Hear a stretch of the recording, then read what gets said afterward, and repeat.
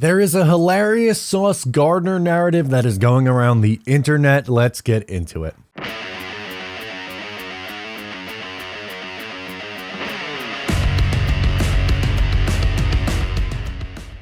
What's up, guys? Today we're going to talk about Sauce Gardner and this hilarious movement that's going on the internet. Make sure to follow along with us on social media and also be sure to subscribe to the Just Jets podcast and call in. Leave me your questions. They'll get on the show. So as a Jet fan, I'm sure you've heard all the Sauce Gardner comments and that he gets away with everything, you know, defensive pass interference and DPI merchant, all that stuff. And there was a clip going around on the internet with him getting called, by the way, for pass interference in the Bears game against Chase Claypool. And it's like, oh, this is what he gets away with. And meanwhile, it was actually called the penalty on the field. So I never really truly got that one, but an absolutely hilarious narrative that is going around with Sauce Gardner right now that people obviously agree with. It has a ton of likes underneath this comment, is that Sauce Gardner is a league manufactured superstar. Okay.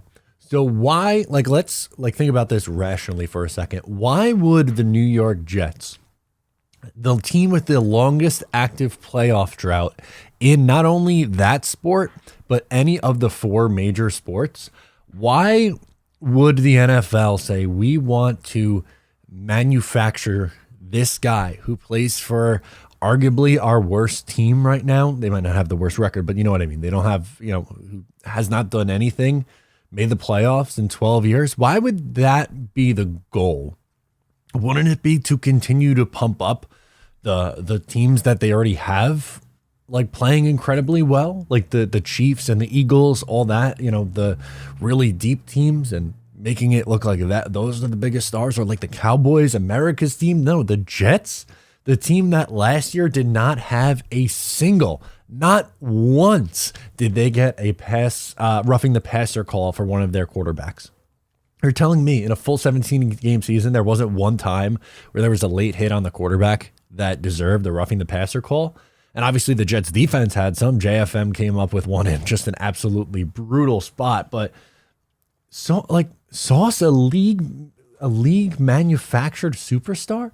He was amazing in college. It's not like he came out of nowhere and just, oh, he plays for the Jets, they want him to be this amazing guy. He didn't allow a touchdown in college. That's all you heard about through the draft process last year, is that he did not allow a single touchdown in college.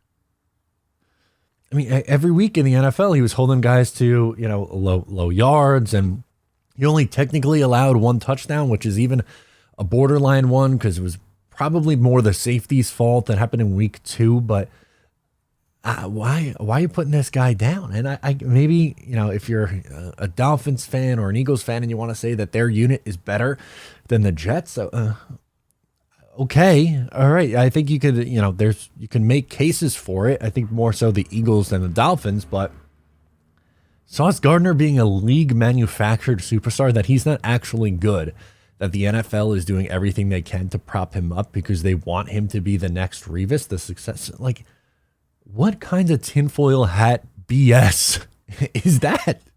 It's crazy. It's crazy town. So that one really made me laugh, and I just kind of wanted to talk through it because, I wanted to see what you guys thought on it. Obviously, as a Jet fan watching this, I'm sure you love Sauce Gardner and think that he's great. I love Sauce. I think he's great.